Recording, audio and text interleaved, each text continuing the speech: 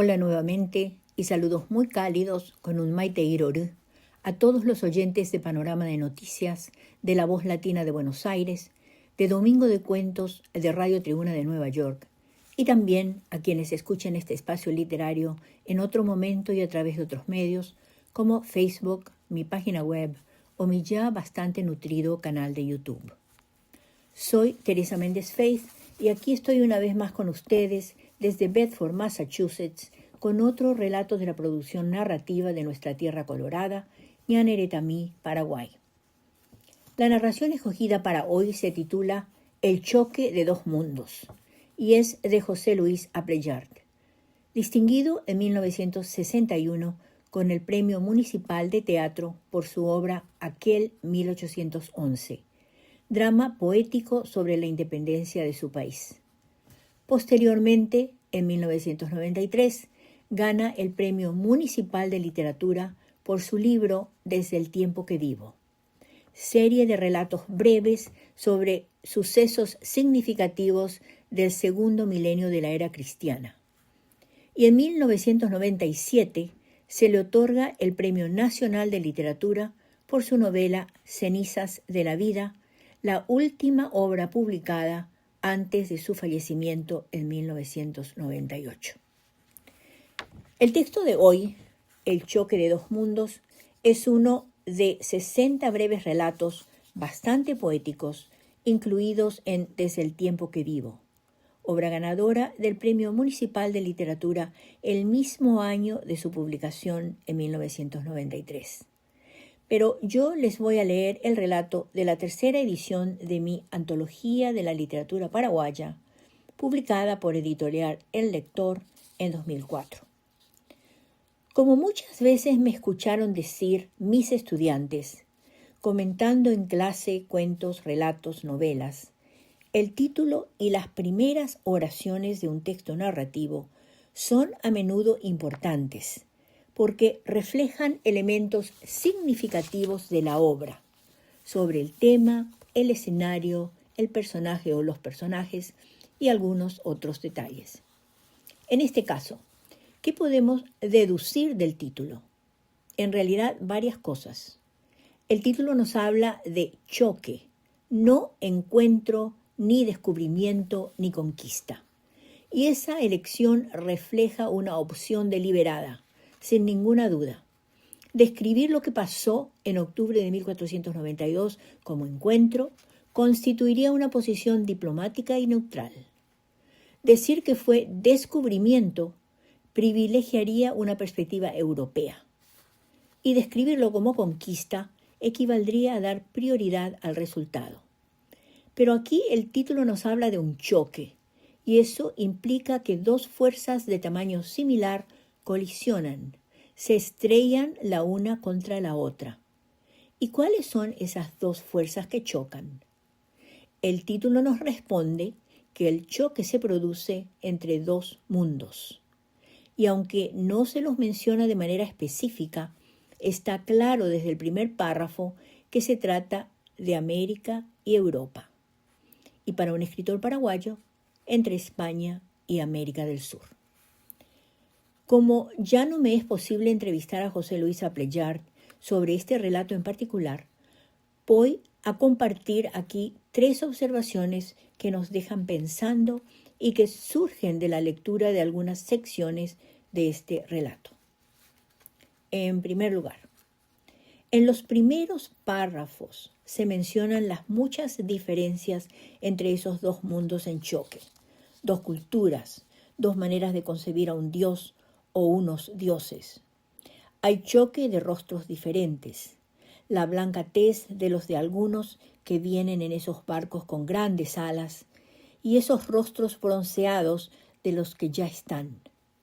Similar choque hay entre las armaduras y los escuetos taparrabos que apenas ocultan la desnudez del cuerpo. Sin embargo, también tienen algo esencial y básico en común estos protagonistas del encuentro. Ambos son seres humanos y ambos conocen de guerras, sangre, son capaces de crueldad, alianzas y estrategias. Los dos mundos son diferentes, pero están conectados por la violencia humana. En segundo lugar, llama la atención el protagonismo que se le da a la naturaleza en este relato. En efecto, la sección descriptiva más larga son aquí los dos penúltimos párrafos donde se describe la nueva geografía que descubren los recién llegados. Paisajes insulares y verdes, la magnitud de las montañas, volcanes, ríos, valles, llanuras, enormes selvas, fauna delirante de colores y garras, de cóndores y simios, de jaguares y pumas. Al creador o diseñador de este paisaje americano se lo presenta como un verdadero pintor o escultor, y sus descripciones están llenas de vocabulario artístico. Leemos que dicho creador o creadora esculpió cordilleras, talló rostros hieráticos, pintó paisajes áureos, dibujó los ríos. Y finalmente, en tercer lugar, tan importante como el título de un texto literario es la última parte de dicho texto, o en ocasiones cierta idea, frase o imagen encerrada en el párrafo final. Tal es el caso en El choque de dos mundos. En ese párrafo que cierra la narración, leemos que esos dos mundos se miraron, atónitos, se contemplaron frente a frente, como cumpliendo el rito de una cita empeñada. Y fue solo un instante que pudo durar siglos o dura todavía. El choque no fue un hecho histórico pasado, consumado y sucedido en 1492. Es algo que sigue después, llega al presente y continúa hacia el futuro. Lo prueba la situación bélica en que se encuentra actualmente el mundo en que vivimos y que heredarán nuestros hijos, nietos y más. En fin, después de esta presentación y comentarios, creo que ahora ya los puedo dejar con el audio número 2 que sigue para que escuchen y disfruten de El choque de dos mundos de José Luis Appleyard. Y aquí va el relato de José Luis Appleyard titulado El choque de dos mundos. Mucho se ha escrito de ese encuentro de dos mundos, de dos culturas, de manera de concebir a un dios o unos dioses. Mucho se ha hablado, se ha opinado, se ha discutido. Y la verdad pende entre dos polos, dibujando en la arena de la historia los rasgos cambiantes de los acontecimientos ocurridos. La verdad es esquiva y se oculta en la arena de playas diferentes. Se zambulle en mares que, sin ser los mismos, se unen en los extremos de la esfera terrestre. Y a pesar de todos los escritos, los testimonios, las diatribas y de las leyendas, ya negra, ya rosa, ya blanca, es dable imaginar ese choque de dos monstruos tan disímiles y unidos solo por la cruel afinidad del hombre. Los rostros diferentes. Entre la blanca tez de los de algunos que vienen en esos barcos con grandes alas que impulsan su arribo al ritmo de los vientos, y esos rostros broncíneos de los que ya están, hay un choque, como los hay entre las armaduras y los escuetos taparrabos que apenas ocultan la desnudez del cuerpo.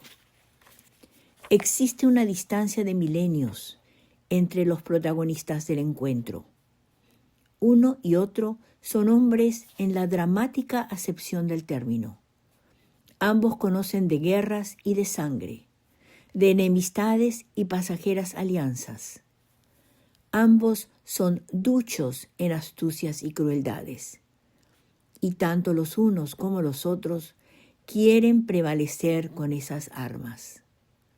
La diferencia entre el triunfo y la derrota será, sin embargo, la fuerza.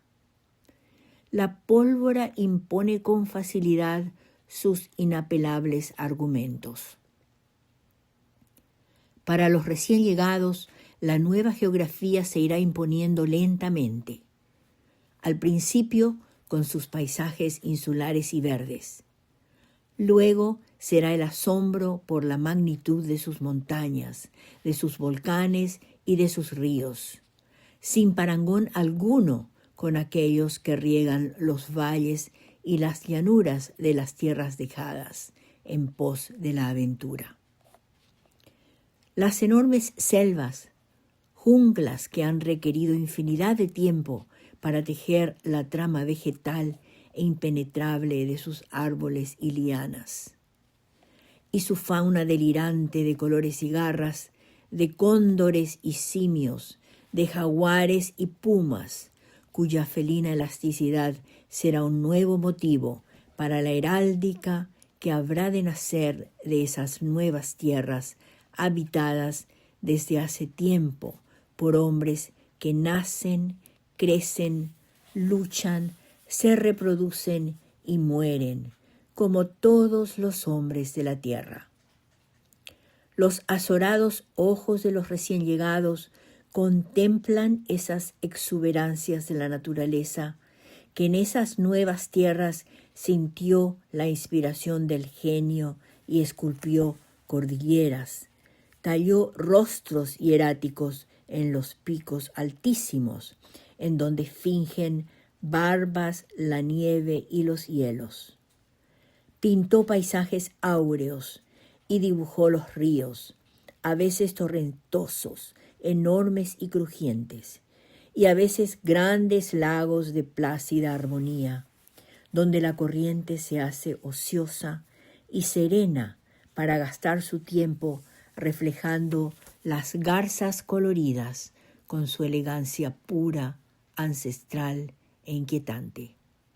Sí, dos mundos chocaron y se agrandó la tierra. Y luego ya vendrían los tiempos del saqueo, los tiempos de codicia, los tiempos de la furia muriente de un imperio. Pero esos dos mundos se miraron, atónitos, se contemplaron frente a frente, como cumpliendo el rito de una cita empeñada. Y fue solo un instante que pudo durar siglos, o dura todavía. Y en ese instante enorme, en proporción directa con el nuevo continente, sucederían los hechos predichos por los magos, temidos por los dioses y ansiados por los hombres en su avidez perenne de glorias y aventuras. Fin del relato. Aquí van datos biobibliográficos para José Luis Appleyard. Esta información proviene de la 4ª edición de mi Diccionario de la Literatura Paraguaya, publicado en diciembre de 2021. José Luis Appleyard nació en Asunción en 1927 y falleció también en Asunción en 1998. Poeta, narrador, periodista y dramaturgo. Egresado de la Facultad de Derecho y Ciencias Sociales de la Universidad Nacional de Asunción, se desempeñó como abogado durante unos 10 años antes de abandonar la profesión para dedicarse casi exclusivamente al periodismo y a la creación literaria. Destacado miembro de la promoción de 1950, integró la Academia Universitaria del Paraguay, creada bajo el estímulo del padre César Alonso de las Heras. Appleyard se ha distinguido especialmente por su producción poética que incluye, entre otros títulos, los poemarios Entonces era siempre, 1963, su primer libro. El sauce permanece, 1965. Así es mi Nochebuena, 1978. Tomado de la mano, 1981. El labio y la palabra, 1982. Solamente los años, 1983, y Las palabras secretas, 1988.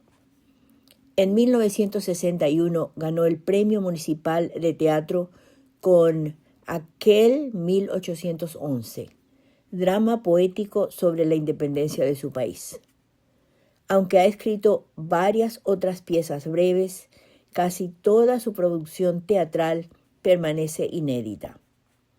En narrativa, es autor de una novela, Imágenes sin tierra, 1965, y de 2 colecciones de monólogos, Los monólogos, 1971, y La voz que nos hablamos, 1983. De posterior publicación son Desde el tiempo que vivo, 1993, Premio Municipal de Literatura en 1994, serie de 60 breves relatos en torno a los sucesos más significativos del segundo milenio de la era cristiana. Antología poética, 1996, y Cenizas de la vida, 1997, obra por la que se le concedió el Premio Nacional de Literatura en 1997.